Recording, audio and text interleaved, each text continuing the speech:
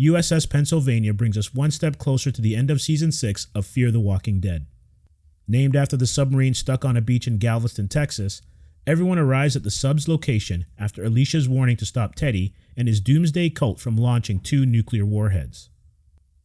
This week's edition of Fear the Walking Dead quickly morphs into a mini James Bond movie, with familiar tropes such as a ticking clock, the threat of a devastating nuclear missile launch, and a deranged baddie looking to remake the world in his own image.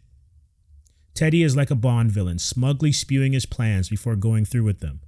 With Dakota by his side, the duo channels DC Comics' Terra and Deathstroke as multi-generational rogues bringing havoc and mayhem to a neighborhood near you. Everyone is on hand for the party to stop the launch. Morgan leads a group that includes Grace, Strand, June, and Dwight into the sub, but high levels of radiation make their mission a dangerous one. After some brief deliberations, Morgan heads in first, followed by Grace, and it soon becomes clear that what started out as a group effort will become a solo mission. Things then enter gamer mode as the hunt for the sub's command center begins. If dangerously high levels of radiation weren't enough to worry about, their task becomes even more complicated when it's revealed that the sub is filled with 150 walkers. The time in the sub plays out like a level in a Fear the Walking Dead video game, and dispatching slightly radioactive walkers in darkened corridors elicits some serious Bill Paxton Aliens vibes. Multiple signals! They're closing!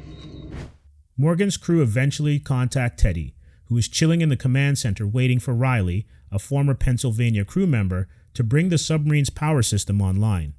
He's dismissive of anything Morgan has to say until John Dory Sr. gets on the mic.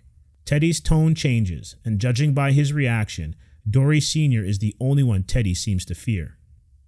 With so many characters on board, and to maintain some narrative tension, the bodies involved in the hunt for Teddy gets trimmed a bit. A guilt-ridden Morgan appears to have a death wish as he goes solo to try and save the day. Strand won't let him sacrifice himself and forces his way into the mix. Morgan's frustration arises because he's the reason Teddy has the keys, and his efforts at nation building will once again be for nothing. Strand talks some sense into him, and his revelation that he's putting himself on the line marks a change from his usual Strand-centric ways. Victor, being Victor, has a strange way of showing it though, especially when he throws Morgan into a group of walkers. USS Pennsylvania ends on a cliffhanger, and everything in disarray. Too late to stop the launch, Morgan and Strand inexplicably let Riley and Teddy go. The warhead, armed with a nuclear payload, is on its way to an undisclosed location. Morgan then kicks Strand out of the sub's command center, but not before tearing into him. Strand has always been complicated and at times hard to defend, but in this instance, Morgan judges him too harshly.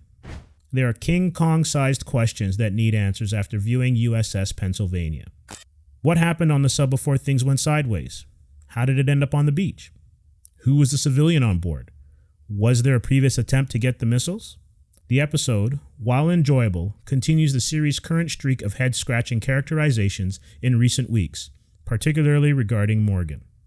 You get the sense that significant change is coming to Fear the Walking Dead, with Alicia squirreled away in a bunker, bonds within the group being tested, and nuclear fallout on the horizon. Hopefully next week's season finale will provide some answers and successfully cap a solid season. Fear the Walking Dead, Episode 615, USS Pennsylvania, 3.5 stars.